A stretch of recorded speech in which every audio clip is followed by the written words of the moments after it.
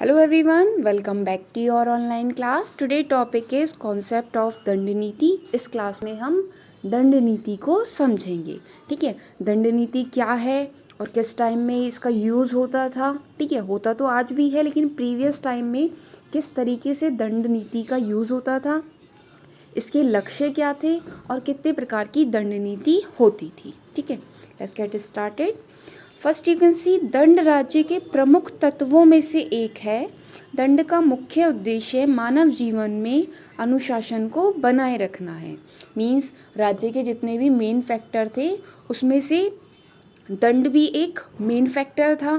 ठीक है, और उसका मेन एम क्या था कि मानव जीवन में मीन्स ह्यूमन लाइफ में डिसिप्लिन को मेंटेन करना. ओके, प्राचीन भारतीय राजनीतिक व्यवस्था के अनुसार राजा का दायित्व था कि वे दंड के माध्यम से धर्म को बनाए रखे और उसका संरक्षण करे. मीन्स जो धर्म है उसकी मेंटेनेंस का काम और उसकी सिक्योरिटी का काम किस पर था? दंड पर था. क्योंकि दंड होगा, अगर हमारे आसपास कानून होंगे और पनिशमेंट का सिस्टम होगा तभी ह्यूमन लाइफ में डिसिप्लिनिटी आएगी, है ना. लोग अनुशासन में रहेंगे. अगर हमारे आसपास कोई भी कानून नहीं होगा तो अराजकता हो जाएगी, लॉलेसनेस, और कोई भी अपने धर्म का पालन नहीं करेगा, है ना. तो दंड क्या करता है? अनुशासन बनाने में हेल्प करता है. ऐसा माना जाता है कि दंड की आवश्यकता से अधिक प्रयोग नहीं करना चाहिए क्योंकि ऐसा करने से दंड का भय लोगों में कम हो जाता है. मीन्स अगर हम ज़रूरत से ज़्यादा दंड का यूज़ करेंगे तो ऐसी सिचुएशन आ जाएगी कि लोग उससे डरना बंद कर देंगे. ठीक है, क्यों? जैसे कि आप एक बच्चे का एग्जाम्पल लो, तो अगर हम उसे कंटिन्यूस पनिश करते रहेंगे तो उसके मन में उस पनिशमेंट का डर निकल जाएगा. वो उससे नहीं डरेगा क्योंकि वो उसका हैबिचुअल हो जाएगा, है ना. उसको आदत हो जाएगी उस पनिशमेंट की, तो वो उससे डरना बंद कर देगा. अब वो उस चीज़ से डरे, उसके मन में डर हो कि मुझे पनिशमेंट मिलेगी, तो इसके लिए इम्पॉर्टेंट है कि उसको लिमिटेड पनिशमेंट दी जाए. ठीक है, ज़रूरत से ज़्यादा आप किसी को पनिश कर रहे हो तो इस चीज़ का डर उसके मस्तिष्क से बिल्कुल निकल जाता है. अब इसके अलावा प्राचीन भारतीय जो विचारक हैं उनका ये भी मत था कि दंड का उपयोग राजा की सनक व आशंकाओं के अनुसार नहीं किया जा सकता. मीन्स कोई भी राजा ये नहीं कर सकता कि वो अपनी सनक मतलब अपने क्रोध में या फिर किसी और रीज़न से लोगों को पनिश करे. ठीक है, ऐसा नहीं हो सकता क्योंकि आपको पता है प्रीवियस टाइम में जो पनिशमेंट देने का राइट था वो सिर्फ राजा के पास था, है ना. लेकिन वो उसको अपनी इच्छा के अकॉर्डिंग नहीं दे सकता था कि उसको गुस्सा आ रहा है तो वो दूसरों को पनिश कर दे. इसके लिए ये ज़रूरी है वो पनिशमेंट तब दे सकता था जब समाज में किसी असामाजिक तत्व की उपस्थिति हो. मीन्स अनसोशल एलिमेंट्स अगर प्रेजेंट है, मीन्स जो हमारा समाज है हमारे चारों ओर उसको कोई हार्म पहुंच रहा है, तब ही हम पनिशमेंट का यूज़ कर सकते हैं, अदरवाइज़ नहीं कर सकते. अगर राजा ऐसा करता है कि वो अपने स्वार्थ सिद्धि के लिए, है ना, अपने सेल्फ के लिए किसी को पनिश कर रहा है, तो ऐसी सिचुएशन में मनु ने कहा है कि इस सिचुएशन में प्रजा को ये राइट है कि वो लोगों का विरोध, राजा का विरोध कर सके, उसके अगेंस्ट जा सके. ठीक है, उसने जो गलत काम किया है उसका सामना कर सके. ठीक है, नेक्स्ट अगर हम बात करें इसके टाइप्स की, दंड के उद्देश्य क्या है, AIIMS of punishment. First one is disability, अक्षमता. अब अक्षमता क्या है? ये अपराध को दोहराने से रोकने का एक तरीका है. यह एक अपराधी को मौत की सज़ा, निर्वासन या कारावास के माध्यम से अपराध को दोहराने से प्रतिबंधित करता है, मीन्स रोकता है. अब इंसान अपराध ना करे, अपनी मिस्टेक्स को दोबारा रिपीट ना करे, उसके लिए क्या क्या ज़रूरी है कि उसको कारावास में डाल सकते हैं, मीन्स जेल में डाला जा सकता है ना. या फिर हम बात करें उसे देश से निकाला जा सकता है. ठीक है, या फिर मृत्यु दंड दिया जा सकता है. तो ये सब तरीके हैं जिससे जो पर्सन क्राइम कर रहा है वो दोबारा उस क्राइम को ना करे. इसमें मनु ने राजा को सलाह दी है कि चोर के किसी अंग को काटने से उसे अपंग बनाया जा सकता है, मीन्स डिसेबल बनाया जा सकता है, जिससे वह उसे उस अपराध को पुनः रिपीट नहीं करेगा. ठीक है, दोबारा उस काम को नहीं करेगा. अब मनु आगे कहते हैं कि दंड धर्म विदवुधा, अर्थात विद्वानों ने दंड को ही धर्म माना है, कि जो दंड है वही क्या है, वही धर्म है. धर्म का पालन कब होगा? जब हमें पनिशमेंट का डर होगा. नेक्स्ट है कंडेमनेशन, निंदा. इसके माध्यम से अपराधों को हतोत्साहित व गैर कानूनी व्यवहारों को नियंत्रित किया जाता है। मीन्स जो क्रिमिनल है उसको डिमोटिवेट किया जाता है ना, या फिर इलीगल बिहेवियर जो है उसको रोका जाता है, कंट्रोल किया जाता है। यह लोगों को अपराध करने या फिर उसे दोबारा रिपीट करने से रोकता है। अब मनु ने कहा है कि हमें ऐसी व्यवस्था करनी चाहिए कि राजा को जेलों का निर्माण सड़क के किनारे या पब्लिक प्लेसेस पे करना चाहिए, जिससे जो क्रिमिनल है उसको सबके सामने पनिश किया जाए, तो जो और लोग उसको देखेंगे तो उनको भी समझ में आएगा कि हमें ये क्राइम नहीं करना है, अदरवाइज़ हमारी भी क्या होगी, इंसल्ट होगी, है ना। तो वो इंसान बचेंगे इन फ्यूचर कि हमें ऐसा कुछ नहीं करना है, वरना हमारी भी इसी तरह से इंसल्ट की जाएगी, बेइज्जती की जाएगी, ठीक है, जिसे हम निंदा कहते हैं। नेक्स्ट वन इज़ रिहैबिलिटेशन, पुनर्वास। इसमें क्या है, कानून तोड़ने वाले अपराधी को सरकार सज़ा देना चाहती है, तो जो उसके चरित्र और आचरण में सुधार करे वह सही रास्ते पर ले जाकर अपने लक्ष्य को सुधार सके, ठीक है। पुनर्वास का मीन्स होता है कि मीन्स जो क्रिमिनल है उसका कहीं ना कहीं तरीके से सुधार हो जाए, वो दोबारा उस चीज़ को रिपीट ना करे। तो ये थे इसके उद्देश्य। अब हम बात करेंगे इसके टाइप्स की, दंड के प्रकार, टाइप्स ऑफ पनिशमेंट। तो आचार्य मनु ने मानव धर्मशास्त्र में 7 प्रकार के धर्मों का वर्णन किया है।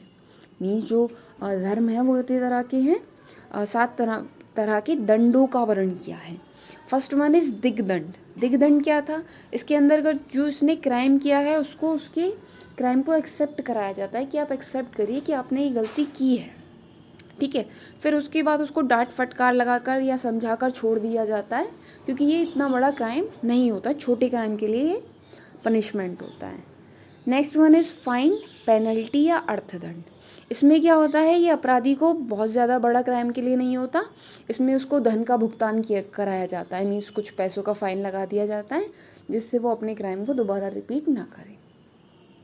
नेक्स्ट वन इज़ वाकदंड। वाकदंड का मीन्स होता है चेतावनी देना, वार्निंग देना, ठीक है।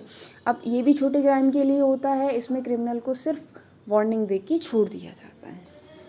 नेक्स्ट वन इज़ वध दंड। वध का मीन्स होता है मृत्युदंड, मीन्स किसी को मार देना, ठीक है। अब ये सीरियस कैटेगरी के क्राइम्स के लिए होता है। इसमें जो क्रिमिनल होता है उसको इतनी फिजिकल टॉर्चर किया जाता है कि उस व्यक्ति की मृत्यु हो जाती है, ठीक है। इसे ही हम प्रेजेंट सिचुएशन में मृत्युदंड कहते हैं, और प्रीवियस टाइम में इसको वध दंड कहा जाता था। जैसे राम जी ने रावण का वध किया था, मीन्स उनको मृत्युदंड दिया था। Next one is caste exclusion penalty, जाति बहिष्कार का दंड। ये भी सीरियस कैटेगरी के क्राइम के लिए होता है।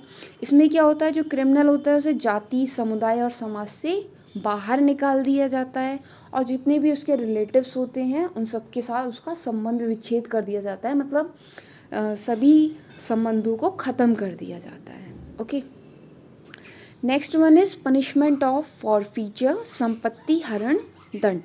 इसके अंतर्गत अपराध की पूरी संपत्ति को जब्त कर लिया जाता है, मीन्स अपने कब्जे में कर लिया जाता है, या फिर उसे उसकी संपत्ति से निकाल दिया जाता है।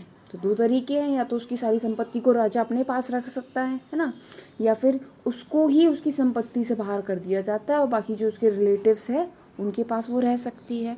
तो ये दोनों तरह के ये सीरियस क्राइम में आता है, क्योंकि अगर एक पर्सन के पास उसकी जितनी भी वेल्थ है, संपत्ति है, वो सब छीन ली जाएगी, तो उसके लिए आगे अपना काम कर पाना काफ़ी टिपिकल हो जाता है। Next one is deportation penalty, निर्वासन दंड। डिपोर्टेशन का मीन्स होता है मतलब बाहर निकालना, ठीक है। अभी हमने प्रीवियस हेडिंग में देखा था कि उसे देश से निकाल दिया, समाज समुदाय से निकाल दिया जाता था, कास्ट से निकाल दिया जाता था।